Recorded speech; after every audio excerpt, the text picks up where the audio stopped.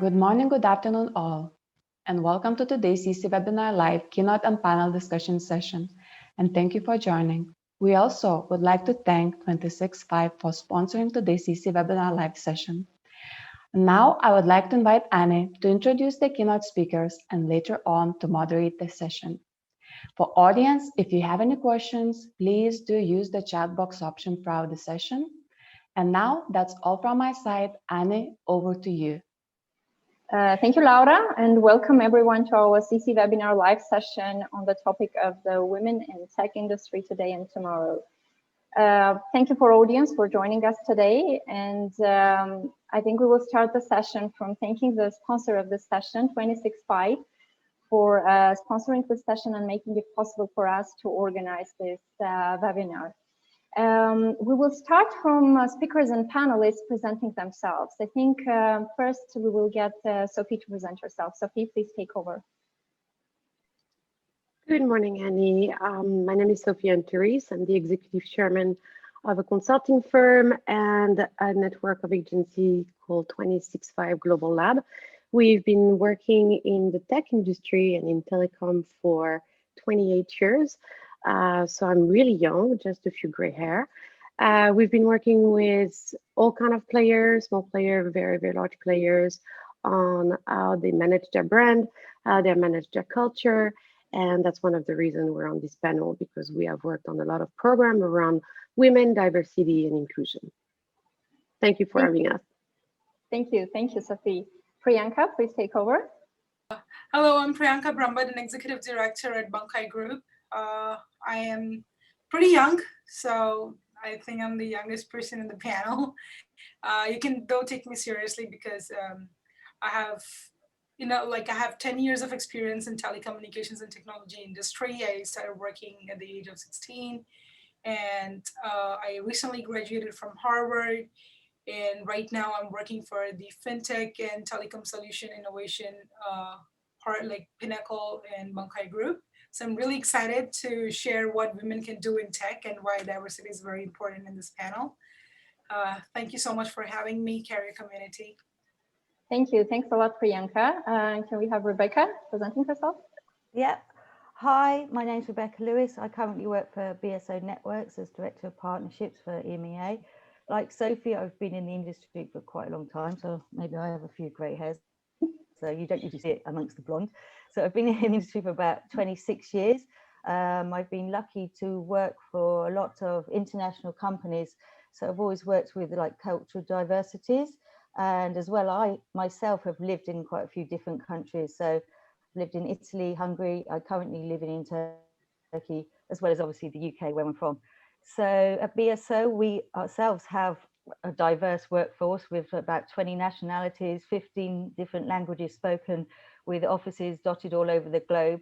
We have a global network with 240 points of presence, which supports our customers on mission critical applications with like low latency, ultra low latency routes for companies like high frequency trading, banking, data information on the stock exchange, etc. Thank you, Rebecca, and also thank you for getting internet to Armenia. As you mentioned, you were one of the ladies involved in this business. I did bring up the connection from Turkey to Armenia across border. And it's a very good quality internet, to tell the truth. Me and another lady did it, opened the first fiber connection that hadn't been there for years due to the political situation. So we did that about 7 or 8 years ago. So there you are. Thanks a lot. And Naz? Yes, good morning. Thank you all for inviting me to join this panel. I have also been in the industry a couple of decades. We won't go into age, but also have worked on global networks. I currently am the head of marketing for Seaborn.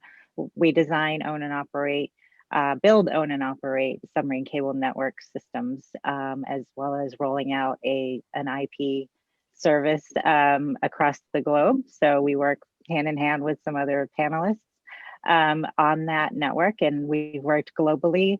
I've been, fortunate to have seen, as Rebecca and I'm sure other people on the panel, I was born in one country, raised in another, have traveled and had the opportunity within this business to travel to different places. So you get to see diversity, which is the best educator You know, travel and diversity are the best educators, I think. So very excited about our role and how we can move forward. Thanks a lot, Naz. So today's session will start from presentation coming from Sophie from 26.5. So we will pass the word to her. She will be presenting on the topic of why women in tech matter today more than ever, and what will happen if women are not part of the technology that is building our future, and when the artificial intelligence takes over, what will happen next if women are not part of this technology. So Sophie, please take over.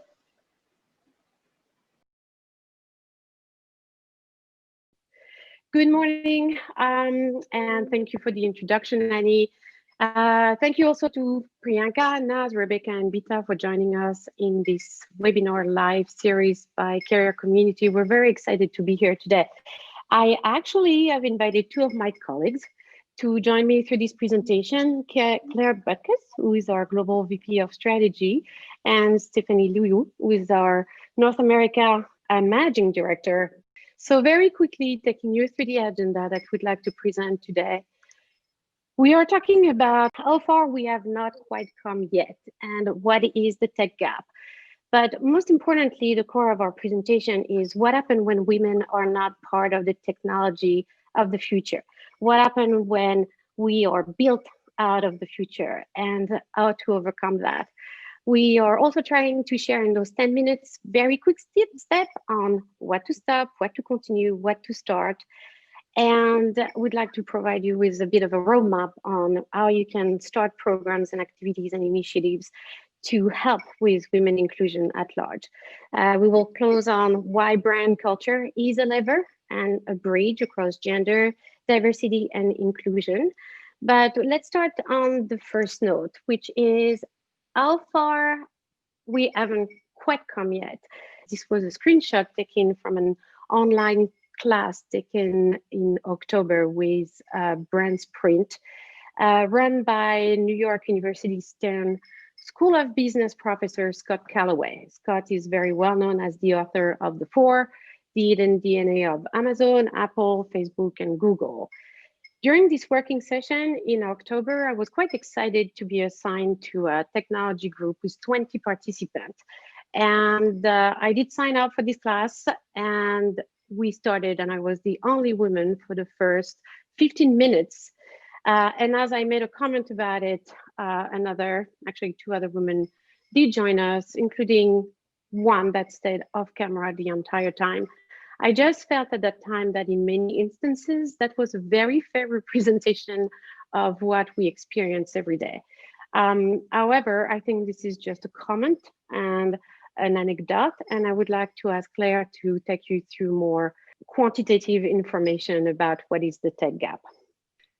Thank you, Sophie. In terms of the tech gap, you know, we know about some of these things, but it always bears repeating some of the numbers around this, in particularly three areas. So we know that pay gap is a big issue. 78% of large tech organizations admit to a gender pay gap. And women can earn up to 28% less than their male colleagues in the same tech roles. In terms of representation and discrimination, 5% of leadership positions in the tech industry are held by women, only 5%. And 50% have experienced gender discrimination at work. And then in terms of role models, 78% of students can't name a famous female working in tech. And only 3% of females say that a career in technology is their first choice. So we know those are issues at large in the corporate sphere, but there are even deeper issues around technology that Stephanie, my colleague, will take you through in terms of how we build the technology itself and are we building ourselves out of the future. So Stephanie? Thank you, Claire. So are we being built out of the future? I'd like to reference this great book, Invisible Women by Caroline Criado Perez, where she discusses how data is being increasingly used to shape the world, yet for only half the world's population, simply because the vast majority of developers are men. In fact, women make up just 11% of software developers. So what does this mean for women? Prime examples are algorithmic CVs, which are trained on data to misrepresent women. She cites the example of Guild, a hiring tech platform which uses algorithms to analyze candidates' online presence to identify the best computer programmers. However, according to Guild, frequenting a particular Japanese manga site is a solid predictor of strong coding, despite the fact that women often don't visit manga sites, which are mostly dominated by men. Another example is voice recognition software, which has been 70% more likely to recognize male speech. The gender data gap has been hopelessly male biased. Now, imagine what else and how much more women could be missing out upon, which is why we need to address why women in tech matter more than ever. So why now more than ever? Because of the events of 2020, we know that the COVID crisis has driven as many as 2 million women, particularly mothers with young children, to consider leaving the workforce or stepping back from their careers. So we have this COVID cliff phenomenon that women are falling off of, as well as the mother imperative, where women are taking on more responsibility at home, particularly for children, exacerbating all the factors that we've discussed about the tech gap. So how do we change things? What do we need to stop, continue, and start doing at an individual and corporate level? What needs to stop? Diversity is not a checkbox. It should be built naturally into an organization. And that also relates to tokenizing. Corporations need to stop the perfunctory or symbolic effort to be inclusive to all members of minority groups.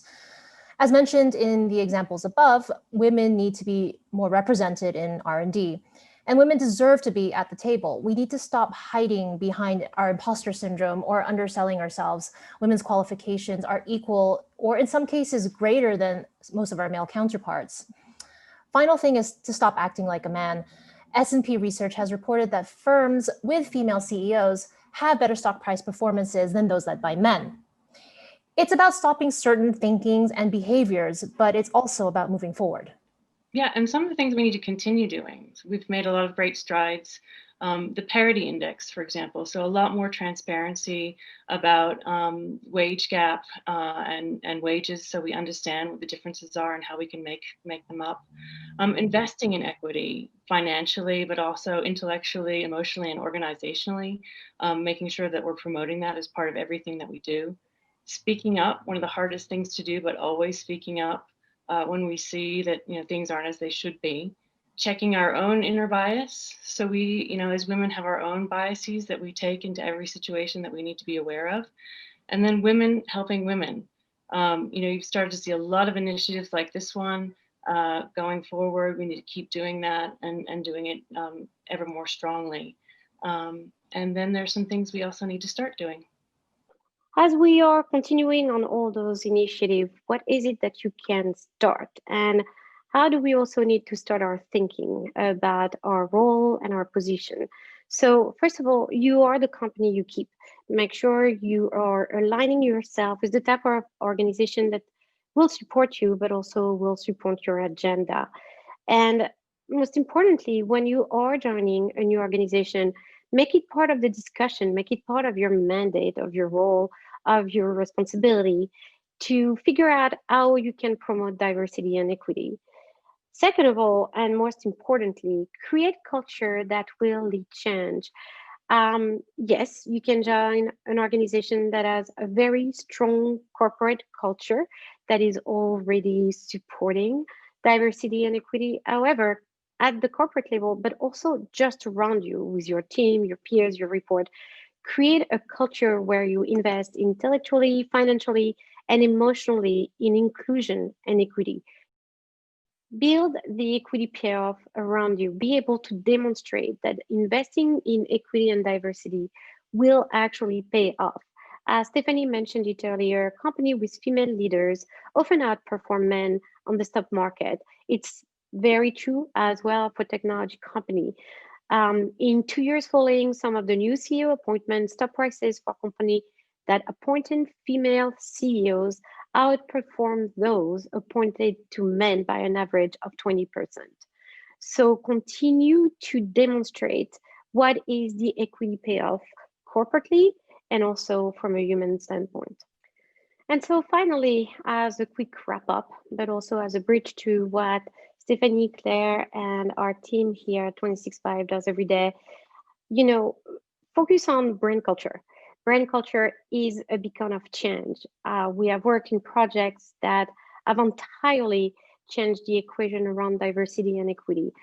We worked with Accenture years back when they launched their Vahini initiative, which now has about 90,000 women across India, helping each other, networking, providing guidance, providing training.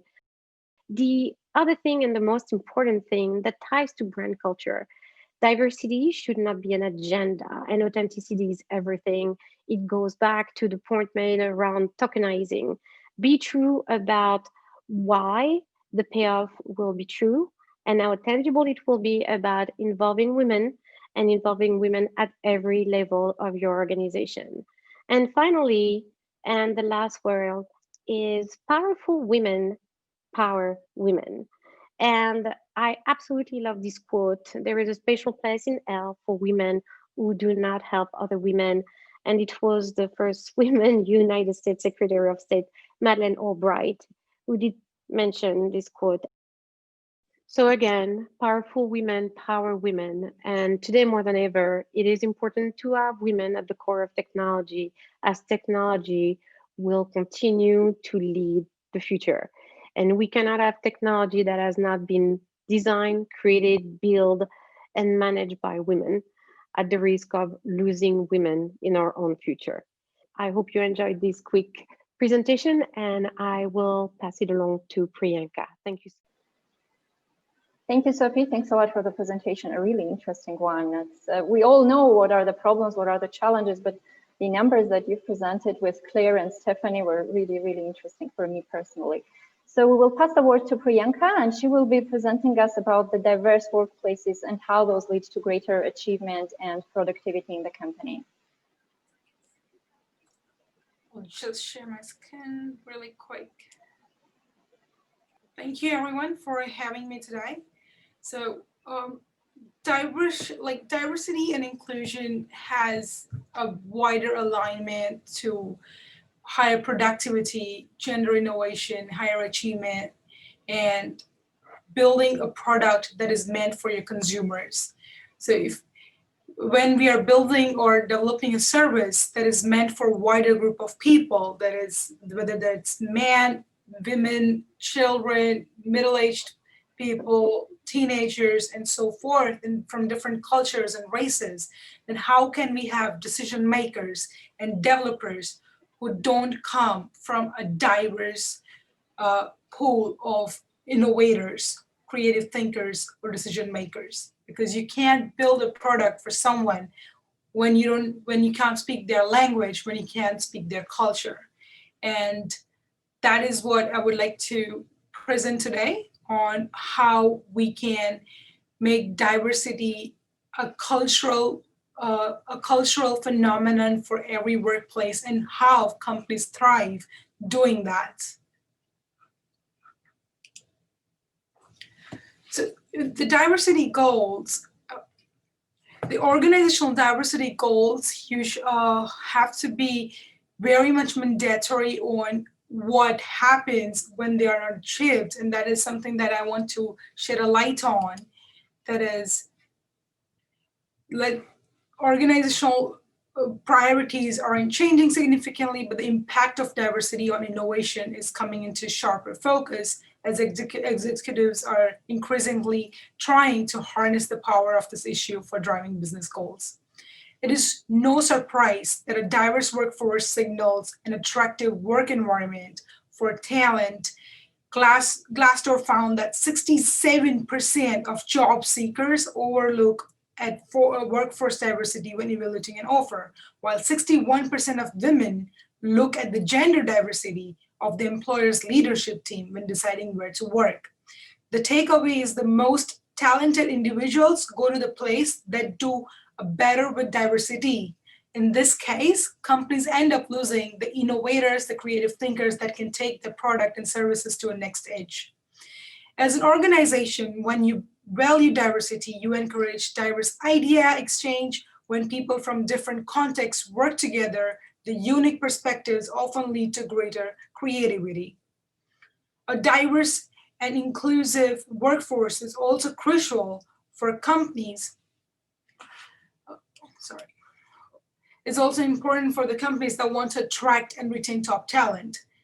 In fight for global talent, diversity and inclusion policies are being designed specifically as recruiting and retention tools, helping to broaden the talent pool while also helping to build an employment brand that is seen as fully inclusive, just like Sophie suggested in her presentation, that your brand is your bacon when you're talking about diversity.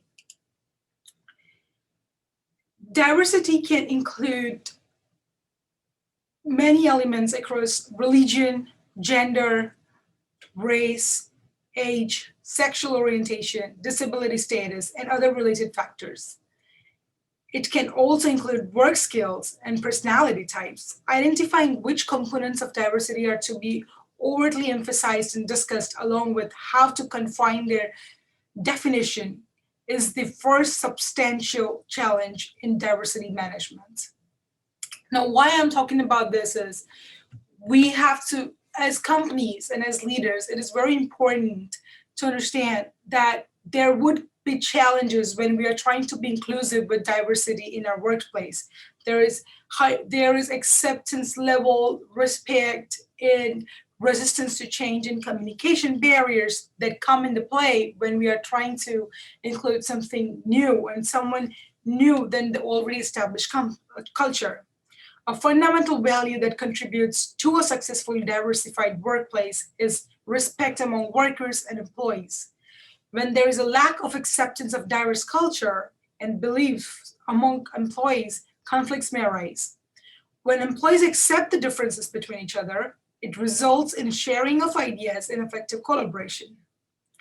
Acceptance fosters mutual respect and prevents conflicts. This needs diversity training for employees that help them understand, accept, and respect each other's differences.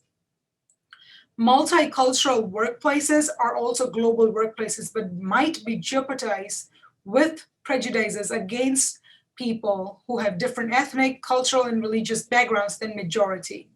This prejudice and discrimination should never be tolerated in the workplace. In a sense, internal company policies with clear objective and positive emphasis should be set in place to overcome such challenges.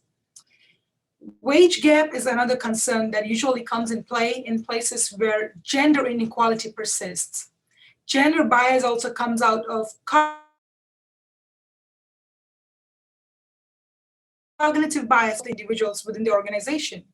Employees may find it challenging to understand each other if differences in demographic encourage them to use a particular kind of communication, and such issues can uproot the entire culture of company, resulting in the low innovation and creative and safe workplace to be in, and for which we think that to overcome these challenges, companies and their leaders need to speak the language of equality. That's the key.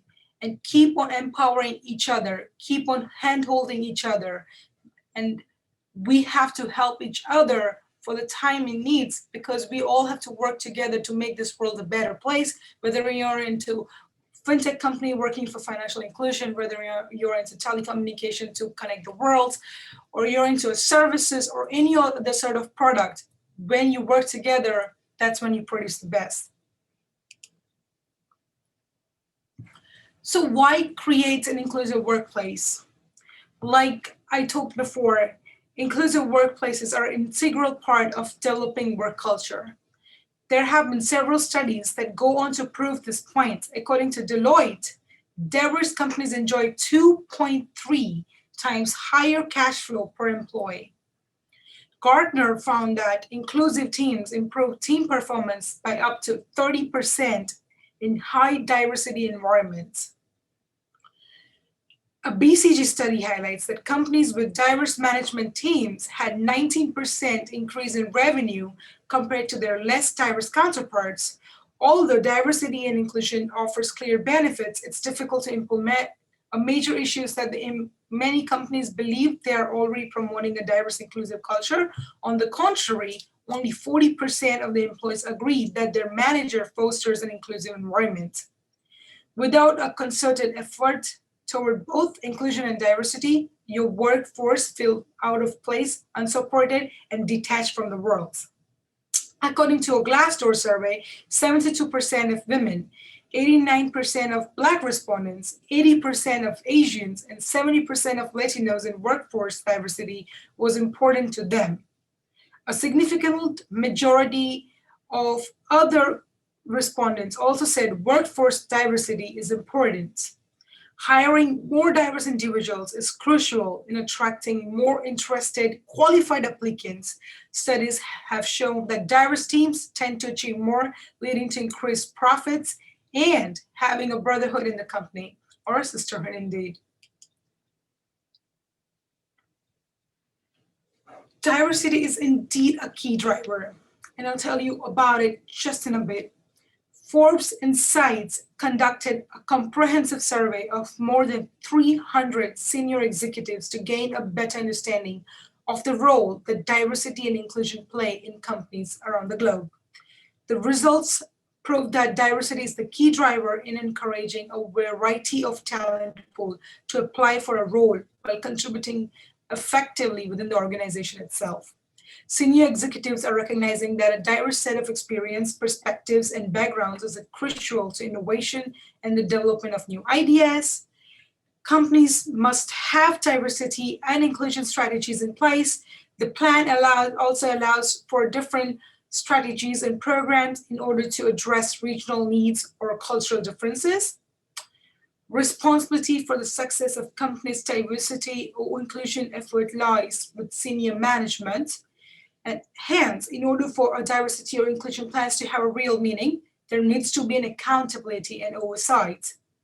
A diverse and inclusive workforce is necessary to drive innovation, foster creativity, and guide business strategies. Multiple voices lead to new ideas, new services, and new products, and encourage out-of-the-box thinking.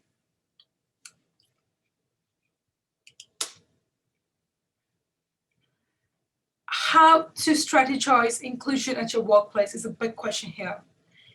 Here are some measures which I feel can help organizations succeed the diversity goals. First, are initiatives that add value to both men and women, such as flexible working arrangements in terms of timing and working from home. Then awareness and outreach programs to equip young girls and women with skills and inspiration needed to pursue a career in STEM.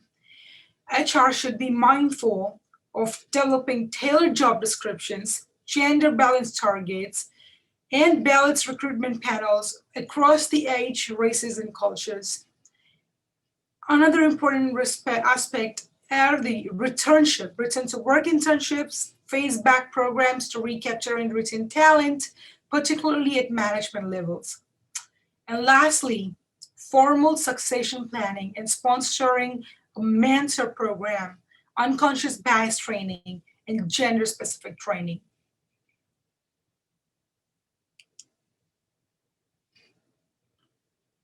Leadership team members have a big role to play in ensuring that your organizations welcome the change. And here's what you can do.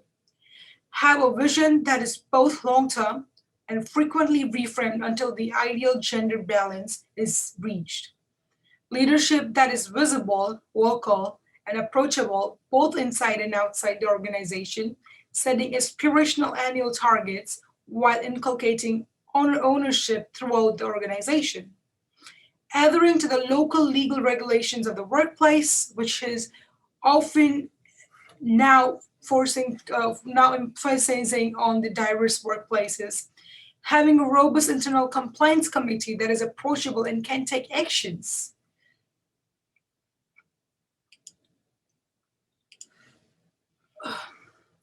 Lastly, we come on to the best practices in achieving diversity and inclusion in your organization.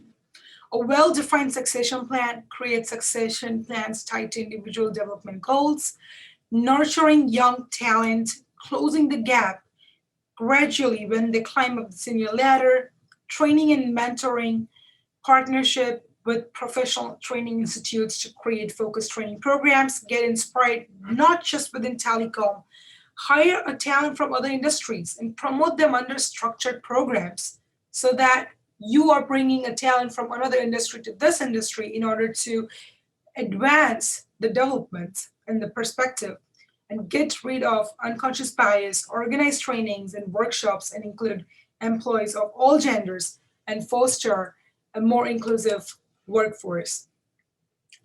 And with this, I would like to thank you for giving me your valuable time and going through my presentation. I hope I have given some sort of insight to why it's important to have a diverse work pool. And with this, I would really like to thank Bankai Group for allowing me to work at such a diverse workplace where women is coding, women is nurtured, they are trained, they are up equal.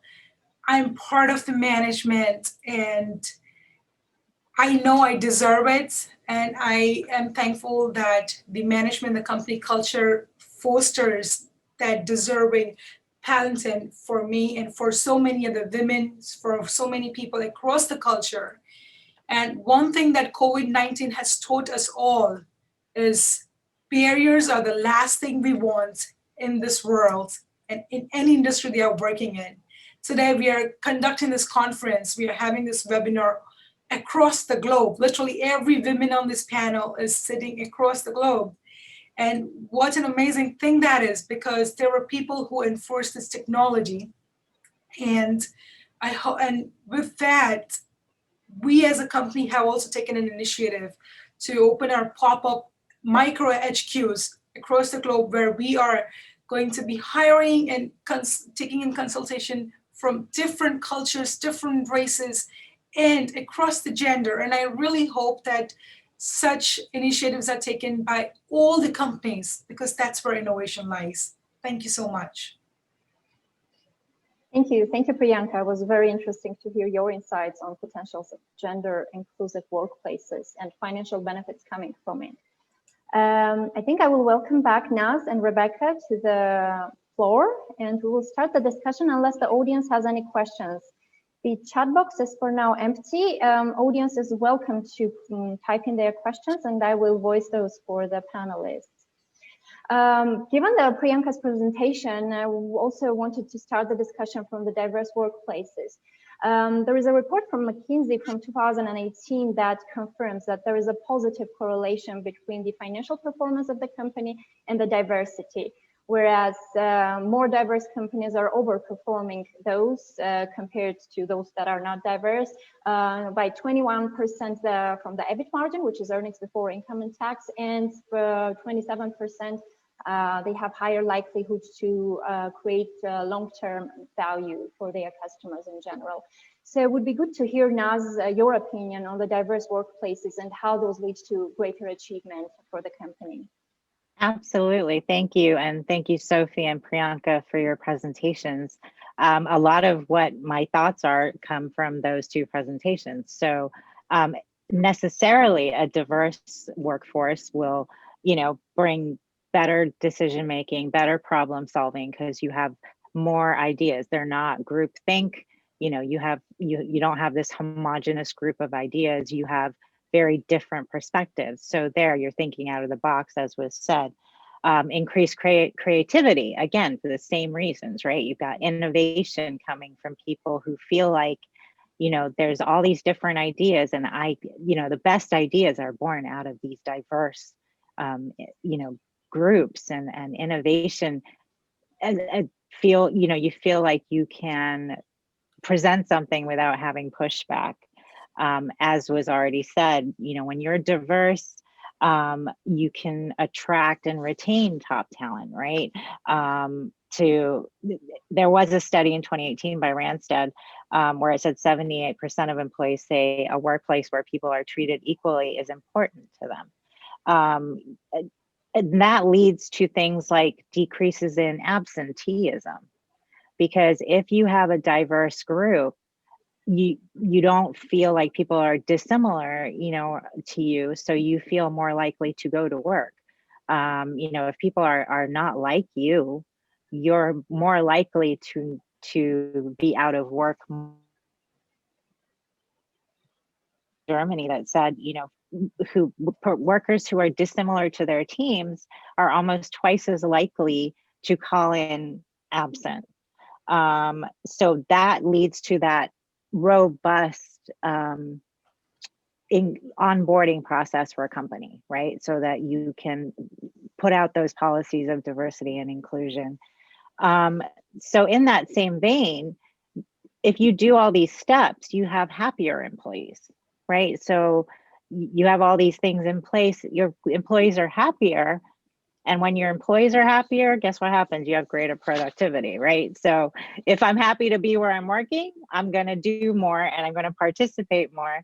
And gender diverse companies are 15%, like you said, more likely to outperform those who aren't.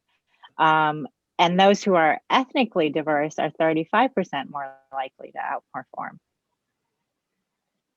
There will, by default, create higher revenues. As I think it was in Priyanka's presentation, Harvard Business Review reported that there's, those companies that have that 2D diversity are 45% more likely to report their firm's market share grew.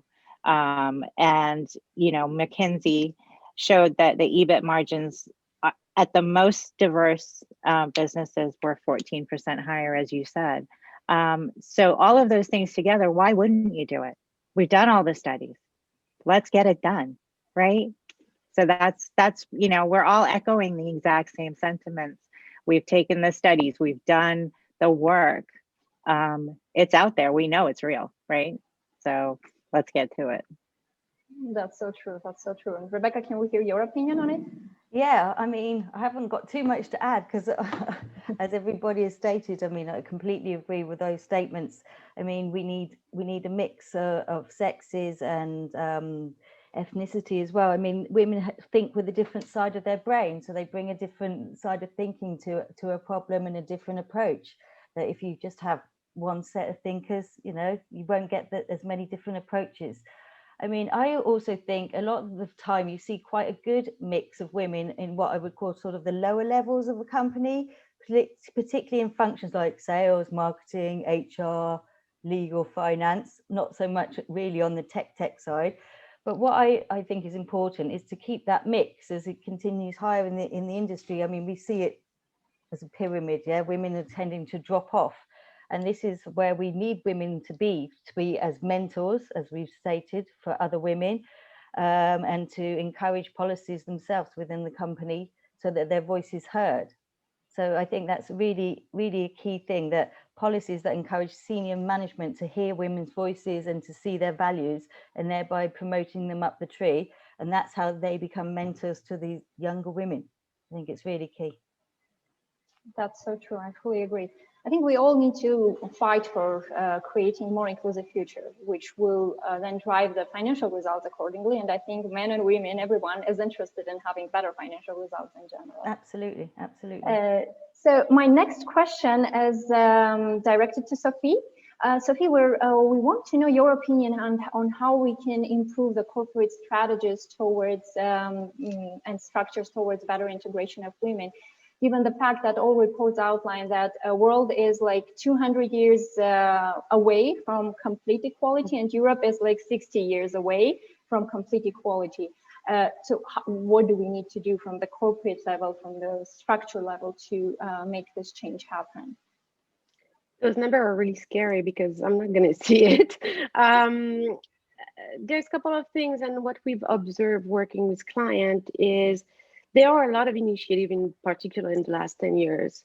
And they can be, human resources oriented, or they can be CSR oriented, or they can be, pure like diversity inclusion program.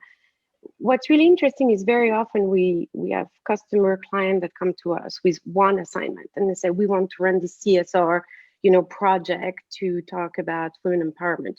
And we're like, okay, so how is this connected with your HR, goals and objectives? How do you kind of align everything? We also get a lot of requests saying we need to do an inclusion project. We need to attract certain talent. So HR is then included, but not necessarily it's linked to the CSR project. So the larger corporation have the luxury to have those three funnel, HR, D&I, and CSR. And now you're also adding the ESG, and the S stands for social, which is all around inclusion, as another agenda. So I think corporations, first of all, need to step back and kind of bring all of those initiatives into one program. I mentioned very quickly the Accenture project, which truly has been one of the most impressive venture I've ever seen, where Accenture in India said that they needed 40% of their workforce to be women. And India, you know, a lot of challenges. And it was not just a recruitment marketing initiative, it was a management initiative.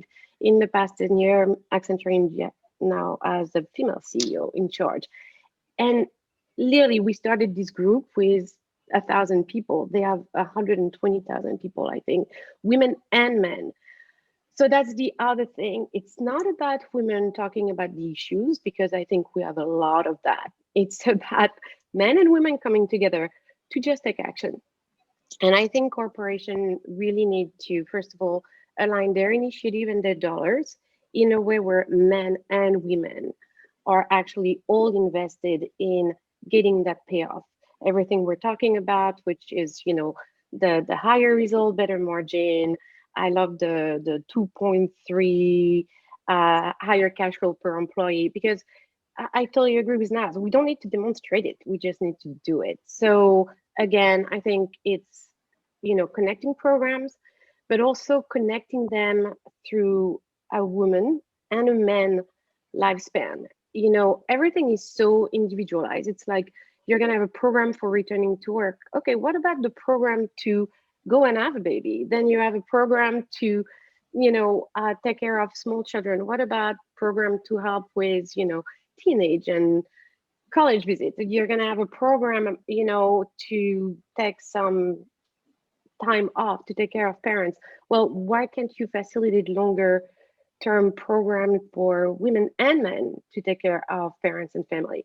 So I think it starts with this. The second thing very quickly is, at a smaller level, company have an option to just put very simple rules and requirements that you need 50-50 in everything. So we have offices in the US, in India, and in Asia. And our entire team at every level is pretty much 50-50. And it's not a rule, it's not a requirement, it's just the way our culture works. So I think you have at a lower scale, be in a position to just say, that's just the way it's going to be. And I think that helps a great deal. Thank you. Thanks a lot, Sophie. Thank you. I think it's very interesting that we all say it's visible, it's understandable. We all know what are the issues. We need to solve these issues now. But despite of this, somehow in the communication and information technology industry, only 24% of all workforce are women. So despite of the understanding of the issue, there are, it's interesting to understand what are the key challenges that women are facing in this industry and how we should tackle these issues in general. Priyanka, can I have your opinion on it?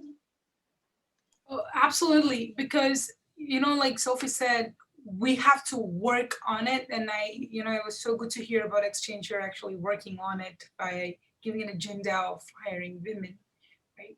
And also the problem that we are facing because of this general bias that has been going on for like all the time, that more and more girls who are women of tomorrow, you know, they have gotten embedded somewhere in their minds that, you know what, this is how it is. So what's the even point of getting STEM, because it's so hard to get a job, you know? And like you said, we need to have man allies. So I believe that, I learned this from someone about power of three, that if in the room there is a question asked to a woman and the question is very conducive, if two women join her, then it becomes a force. So like Sophie's presentation to powerful women power women, and to power women, we also need men allies, not to speak for us or on our behalf, but we need them because they know the language between the transition of the current culture and the culture that we want to bring. So it's so important that we have a hand-to-hand formation going, and we are getting there with all this talking. There are companies, there are people who are actually making steps towards it. But yes, we need more programs, and we need to encourage more and more people in colleges and high schools, not only to take STEM for girls, but to also enable the STEM enables girls to get the job and the internships and the training. Thank you. Thanks, Priyanka. And Rebecca, can I hear your opinion on that? Yeah, I think I'm sort of the similar vein. I think we need to tackle the gender gap really early on. For example, a study that PwC did, it shows that only 27% of female students said they would even consider a career in tech, compared to 61% of men. And I think, as in Sophie's presentation, only 3% of that 27 are seriously considering it as their first choice. So I think we need to get women interested in the tech industry really early on to actually have a pool to choose from, you know. And I think even though COVID has been terrible in some ways, maybe some good can come out of it, because half of females say that they want to work in a job where they feel like they're making the world a better place, and, you know, it's important to them in their career. I think during COVID, it's been proven that tech does this. It helps. It helps keep the world running, even shopping, medical, whatever. Yeah, it's helping. So I think that message could be quite a strong message going out. And obviously, we need industry leaders, be it men or women, to get into higher education in schools in general early on, to encourage this message out to women that tech is not just for men. Yeah, absolutely. That's very true. I think the problem is the stereotype thinking is not just among men, it's also among women, right? So we see that a lot of women are also not foreseeing a career in this industry just because they think it's not for them. Yeah, I mean, but you can't have a lot of women at the top if you haven't got a big pool to choose from at the beginning. So, you know, we've got to start somewhere and encourage that at the beginning. Yeah, I fully agree. Sophie, you had something to say because you've muted yourself? No, I just click my mouse. Okay, so ladies, another thing that we would want to discuss with you is how do we get women in telco industry and how we retain them? As most of the women in all industries, despite if it's telco, tech, or health industry, they have two big issues to enter any company. One is the unconscious bias coming from the managers, and second is the work and life balance. We all know that women undertake around 75% of all unpaid job is done by us accordingly, and then it's harder for us to find a job and to be considered in the company at a higher level, let's say. So how do we get the women to actually get into this industry and stay in it? So it would be great to hear, Rebecca, your opinion on it. Oh, right. So I think some of that goes back to my former point, you know, getting them in early. I mean, I don't know, I don't work in HR, but maybe having CVs with no name, no gender when applying for jobs, so people don't know where it's coming from. True. Yeah, so that helps with unconscious bias. I think keeping people in the industry, obviously flexible working hours, but again, I think COVID might have helped that, might have helped companies actually change their mind that people can be productive when being flexible and working in a flexible way. So there was some good things to come out of it. And obviously, I think having specific sort of HR policies and education within the workforce on diversity and inclusion are key. I mean, I know our CEO, Michael Adelber, it's a big driver for him, diversity. He's just published an article on it. And it's quite, I mean, I didn't realize, but I was asking our HR before coming on this panel, and they're just rolling out a diversity policy themselves.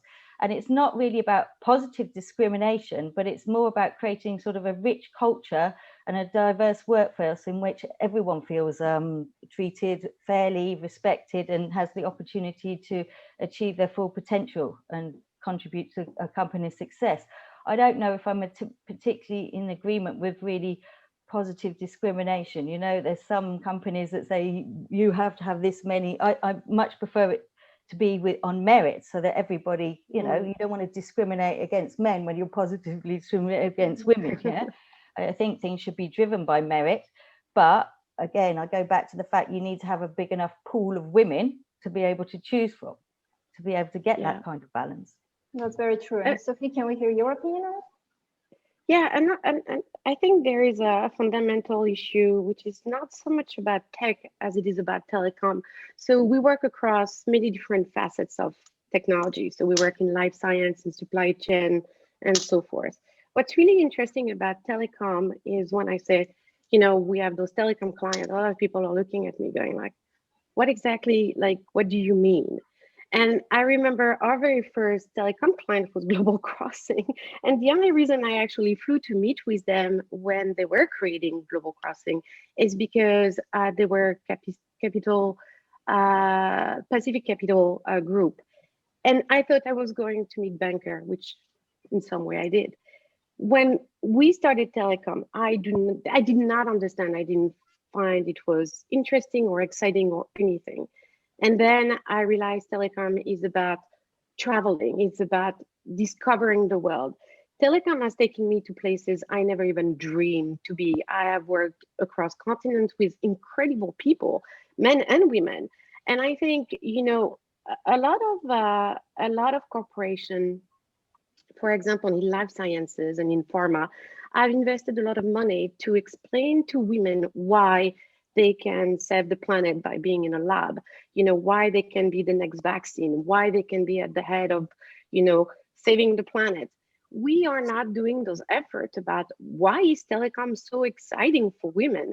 And it's exciting because we're connecting people, and women are all about creating connective tissue. It's exciting because we are across the world. We can help everybody. You know, it can go from project like Télécoms Sans Frontières, created by this woman all by herself and her team, literally like helping entire communities through, you know, this disaster and crisis. And that's where you realize how rich our industry is and how much contribution women can be part of. But I think it's not being promoted. I've never seen a commercial about being telecom. You know, you can be all that you can be in telecom. And I think other industries have done a much better job at it. Life science have, pharma has, supply chain is doing it right now. Data, you know, chief data officer, it's all over the place. It's mostly women that are going to be chief data officer because there is a tag from those companies to promote the industry at large and why it is a good path for women. And I think telecom at large should probably also have this initiative because it will completely change women, you know, mindset about telecom. Yeah, I fully agree. I think the telecom industry is the unique one. We are responsible for connecting the world. Yeah. So people are globally connected to each other only because telecom companies exist. And the services that telecom companies are providing, they are going to be served to both men and women. So diversity should be a key when it comes to the developing these products and services. I think we need to welcome Vita to the session. She joined us now. Good morning, Vita. Good morning, good afternoon. Hi, everybody. Nice to see you. Good to be here. Thanks so much. It's great to see you here. I just wonder if you could also elaborate from your side on the issue we were discussing with the ladies regarding the women in telco industry, how we should get them and how we should retain them. I think by just, you know, keep doing what we've been doing for, you know, I myself have been in the industry since 1996. I was just shy of 22 years old when I joined the industry. I was lucky enough that I was given the opportunity by a startup who was looking for, you know, young energy to come on board, and they gave me an opportunity, and I just dove in and was ready to take on the challenge and learn something that I never would have otherwise ever known about, probably within the network that I was in at the time and the community that I was in. So I think, you know, fast forward, all we can do, you know, seeing what we have done over the past, you know, 2-3 decades, I think we've done tremendous work as women in technology, but we need to keep doing even more so and really proactively look out for talents. You know, like I was recruited, and I was kind of like I was paid attention to, you know, as somebody who has potential. we need to seek out such talent and bring them into our circles and show them the ropes of the road and how they can also be effective and be really, I mean, tech industry has been such an incredible support throughout this pandemic, and if without technology we couldn't ever have really survived this past few months globally. So showing this as an example, I mean, I'm so proud to have been part of this world and be able to have an impact. So I think that's what we could do. We can really show other women, young women who don't know their path career-wise, or even they're looking for a change, that they too can be a part of this, and we can support them in that process. Thanks a lot for your insights on this. Ani, sorry, can I just jump in there? Sorry, yes, really quick.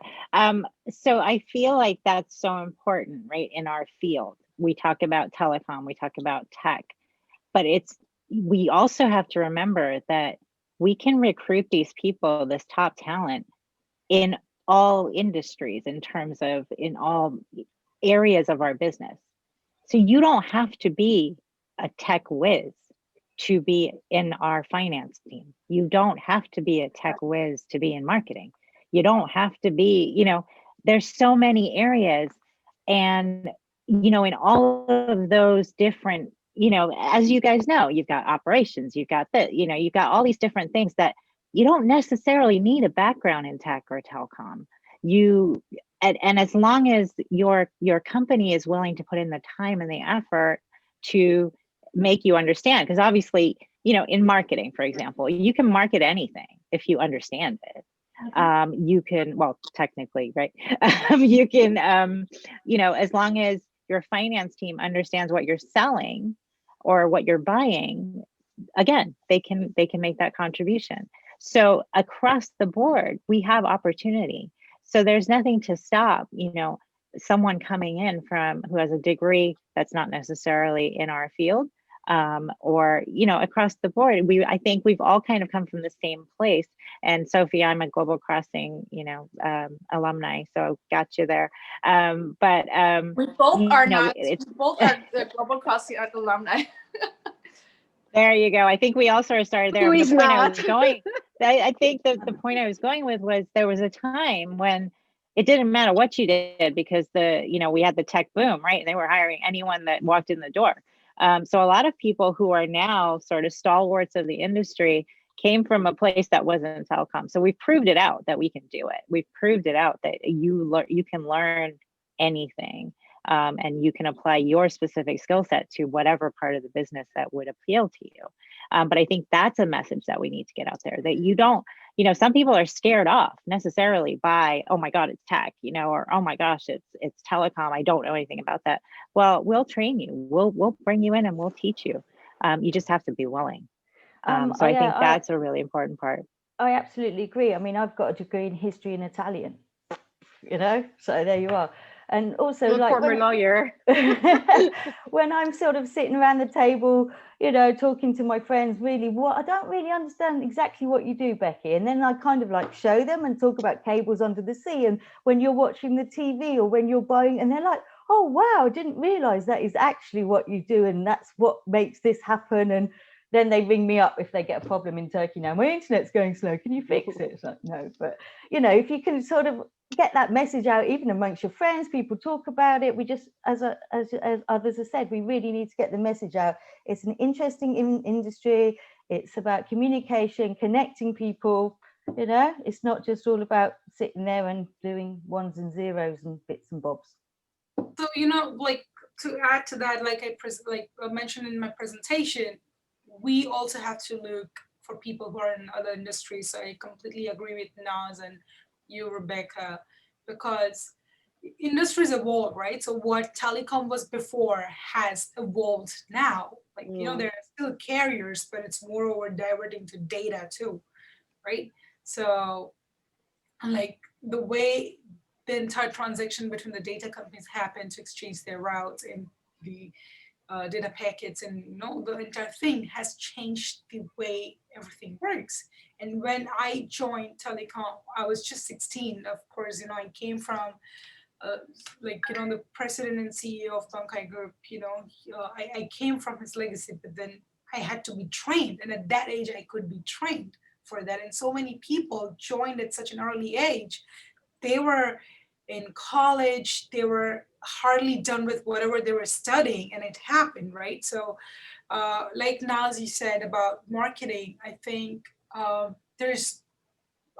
do think that there is beyond coding, there is beyond network engineering, there is beyond building a platform, there is selling a platform, there is even in like conceptualizing and idealizing the platform, like what we should have, and I think if you come from a different industry or a different degree than technology or telecom, someone might be even able to bring their entire perspective of how technology should be, because that's what innovation is going to come out of, when And it speaks to exactly what we've been saying. It's diversity. It's a different print. You don't have to be homogenous. You don't have to, and it's beyond gender. It's beyond, sexual orientation. It's literally like a thinking, it's the intellectual part of it, right? We all come from somewhere different.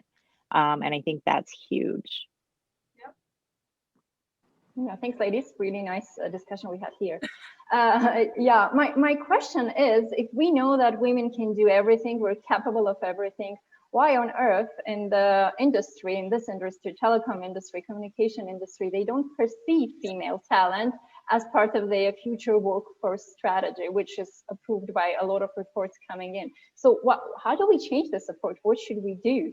So Sophie, let's start from you. Sure. I think Naz actually touched on it, which is there is a little bit of this phobia that it's tech. And by the way, we get it in our firm. We do tech and we're like, you're going to work on life science. You're going to work on clinical trial. You're going to work on OTT. And you can see this panic going like, yeah, well, I know about tech, but I think there's three things. You need to make it exciting. I think our industry has to come together as why this is an industry that will entirely benefit from diversity at every level, like gender, ageism. I mean, I love working. I'm the oldest person on this panel. I love working with very young people. But, there's discrimination with that as well. Background diversity, language, anything.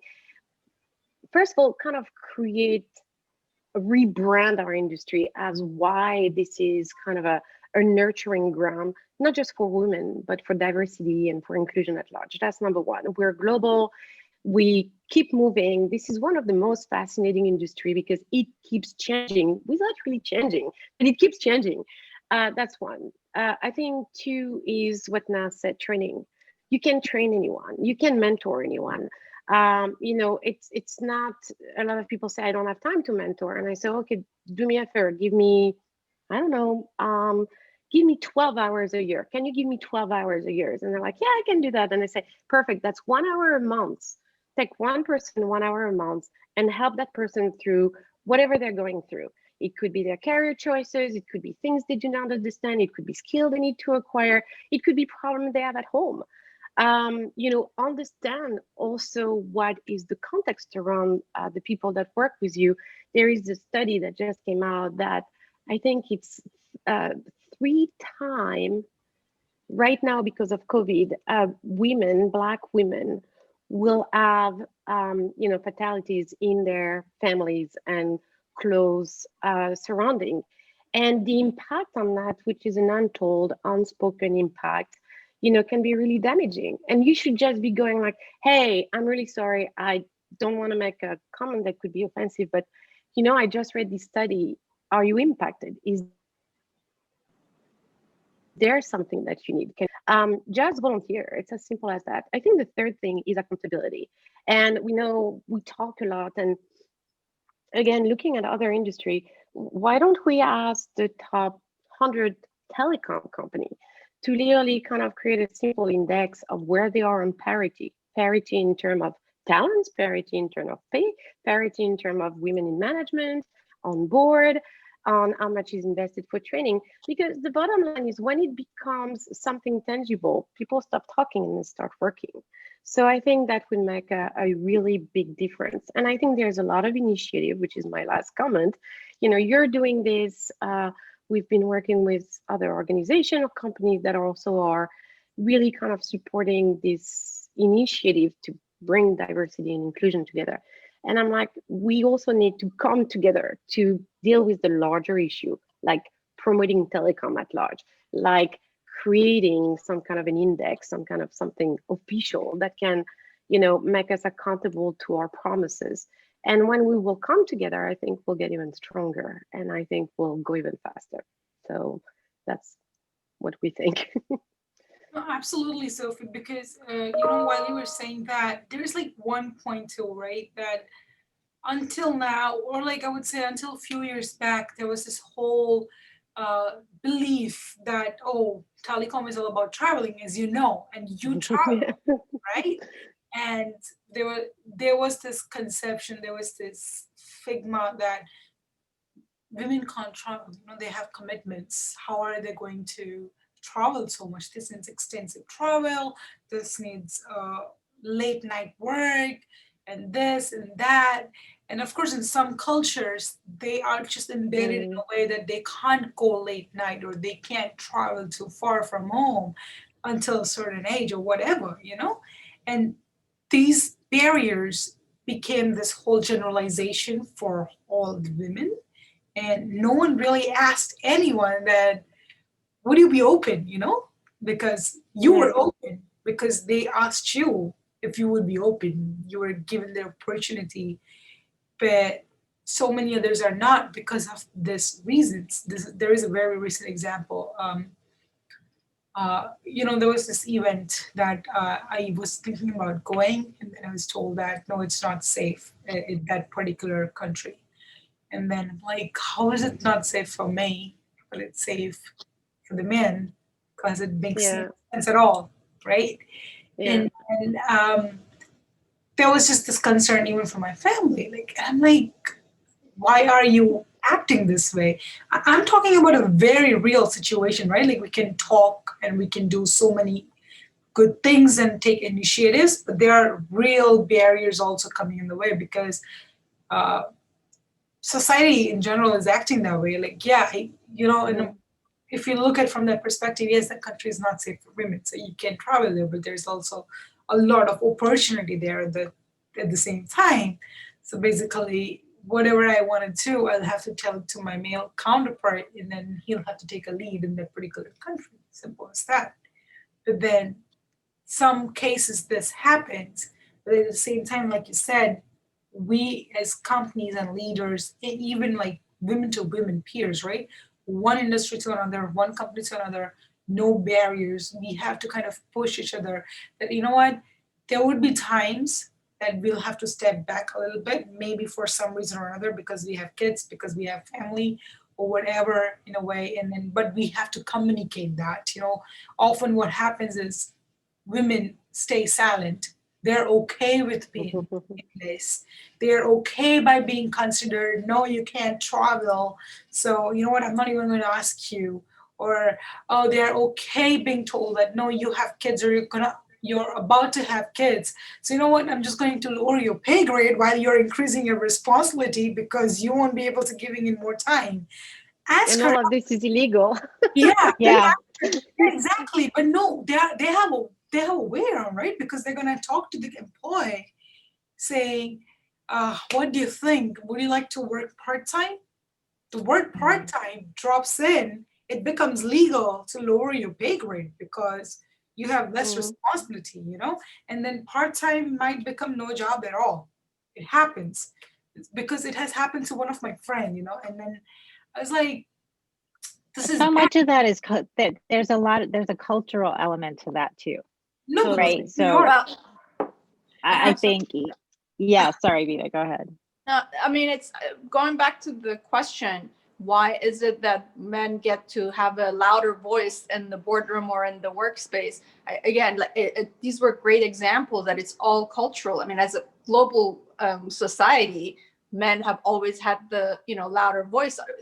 across all platforms. It's not just tech. And I think we need to have a louder voice in a calm, kind, loving manner, that is. And if I see a female, it just recently happened, I can't give specific example, but it just recently happened where I was told that, well, he is the more senior person in that particular office. And I know there is a female lead in that office who's been here much longer, who should have the same ranking as that male to represent this particular project. And it just dawned on me that she does not have the same, quote unquote level to represent the company. And I became vocal about it. I said, well, it's really not cool because she's been here. She really deserves to be in that ranking. So I think even if the person herself cannot speak for herself, I think as colleagues and as peers, we should all come together. When I'm not talking about starting a revolution here, I'm just saying that we need to communicate it and address these issues.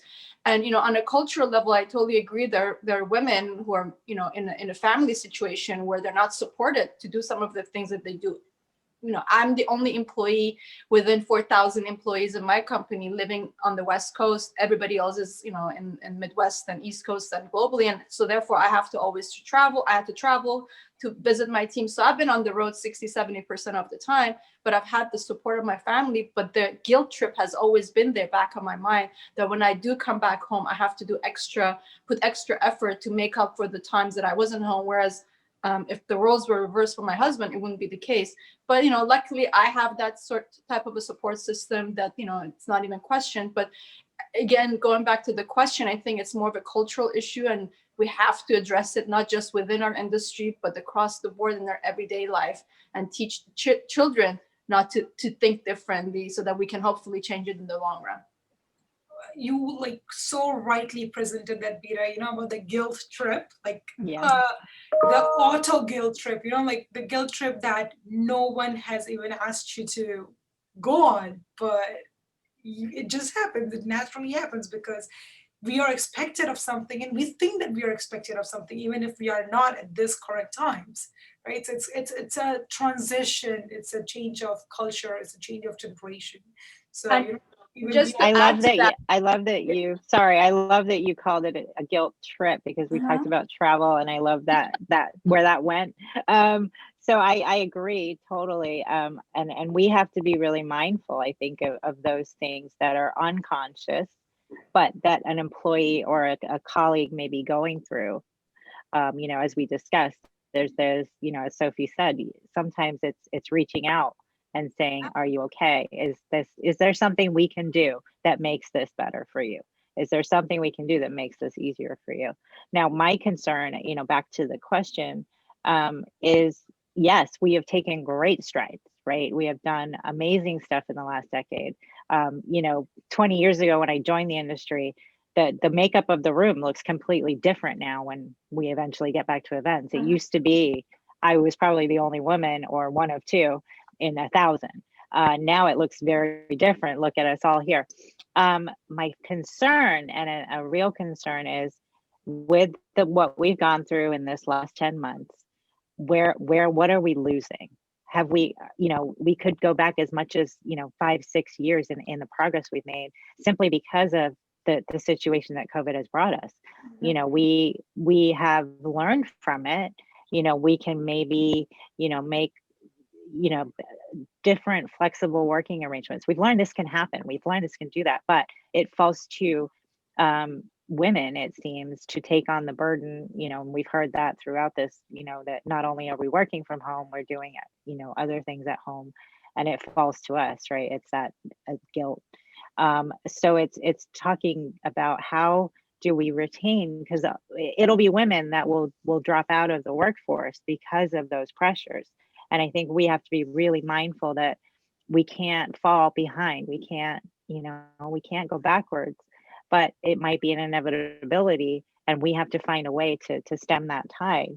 Let's communicate more. Let's, what can we do right now to keep that top talent? Can we, change working hours? Can we make, targets different? We are necessarily living in a different environment. And I think our policies and the way that companies respond right in this moment is really important. So I wanted to make sure, you know, we're mindful that we have all of these big ideas, but are we losing people right now because of situations that are out of, you know, our control? Thank you. Thanks, Naz. Thank you, ladies. It was really a pleasure for me to moderate this session with you. I think we've been online already for 1 hour and 15 minutes, and we have to end the session in general for everyone. Thank you, audience, for joining the session. Thanks a lot, Sophie and 265 for sponsoring this session, and thank you to also Claire and Stephanie for preparing that presentation for you. Thanks a lot, Priyanka, for your presentation, and thanks a lot to the panelists who joined and shared their insights with us today, Rebecca, Bita, and Naz. And back to Laura. Dear all, thank you, Annie, first of all. Dear all, we are at the end of this webinar session, and I would like to thank Priyanka and Sophie for the interesting presentations, also our panelists for joining and sharing their knowledge. I also would like to thank our audience for participating and listening. This panel will be soon available to watch on our CC Media portal, and we are looking forward to welcoming you in both physical and virtual events next year. For more information, please check events portal. If you're interested in supporting and sponsoring one of our future branded webinars, please contact CC team. For all updates and fresh content, follow us on our 4 social media platforms. Also, subscribe to our Telegram news channel to receive exclusive invitations to our upcoming CC Webinar Live events. Goodbye for now and stay safe.